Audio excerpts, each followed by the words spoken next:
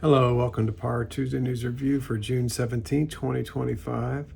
PAR TNR is your news about issues that are important to ID providers in our community. Thanks for tuning in.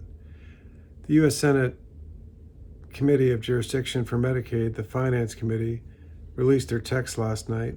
Among the revisions, it included their proposal to lower the Medicaid provider tax maximum to 3.5% from the current 6%.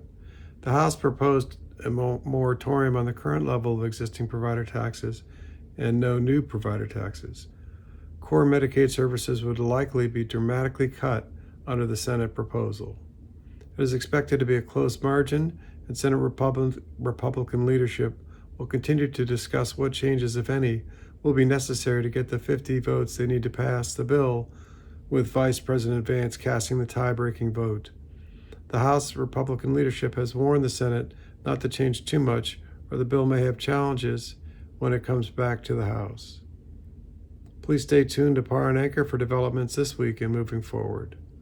PAR verified the following new data on performance-based contracting tier assignments.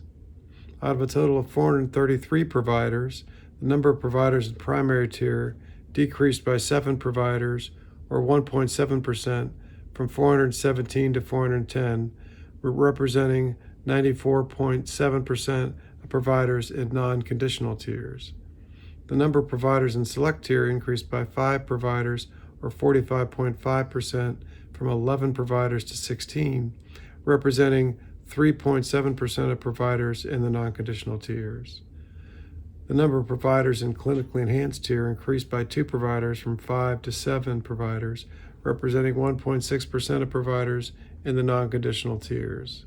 ODP has stated that only 17.2% of individuals are served by the 23 clinically enhanced or select providers. Updated data for pay for performance are as follows.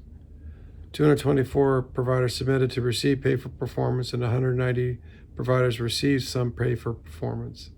The distribution of P4P by area is: for credentialing, 221 applied, 152 were deemed qualified, for 68.8% of those applying passing.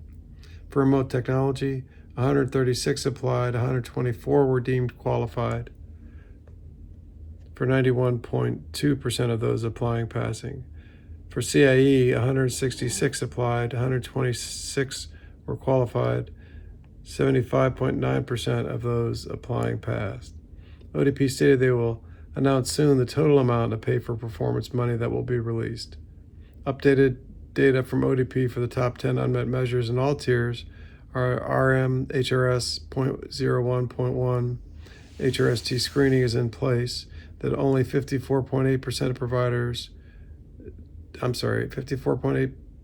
providers didn't meet the measure. That was a total of 189 providers who did not meet the measure.